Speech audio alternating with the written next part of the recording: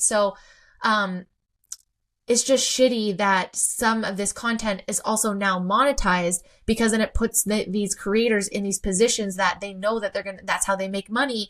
That's the only thing. So then they're going to have to do it. And it's keeping them in this perpetual cycle, which is shitty. Like, that just sucks. Like, I don't know what to say. And it does lead to certain things, right? Like, I've heard one girl come out, like I said, so Lizzo and Adele, they're doing that to feel better, and then they're being hated on. And it's just like, but it's not about that. It's about feeling better in our bodies. It's about being positive about our bodies. It's not about hating. It's about wanting to live longer and do all of those things. And maybe in my current position that is maybe bigger is putting me at risk for that. And maybe I just want to feel better. Maybe I don't want to continue, right? And I think people need to self-reflect before they project on what people are doing. If someone wants to lose weight and feel better in their body, that doesn't mean that you have to, or they think that you're less than.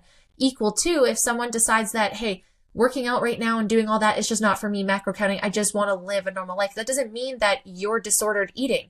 But there is disordered eating. And I would argue that there's a lot of body checking and disordered eating across the board.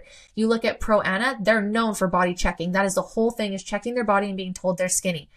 Now tell me please what the line is of checking your body every single day as a bodybuilder, or someone just goes to the gym and weighing yourself every single day.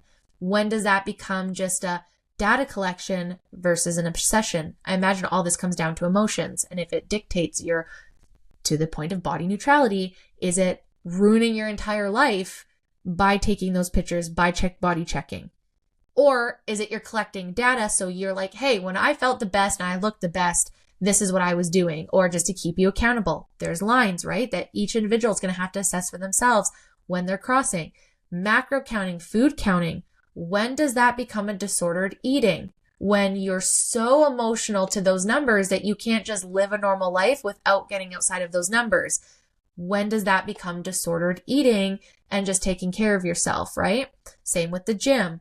When does that become an addiction, and an unhealthy addiction, and overtraining versus not moving your body at all, right? So it's just like, what are those fine lines? You have to look at yourself. And by looking at each individual person, I don't think we're going to be able to tell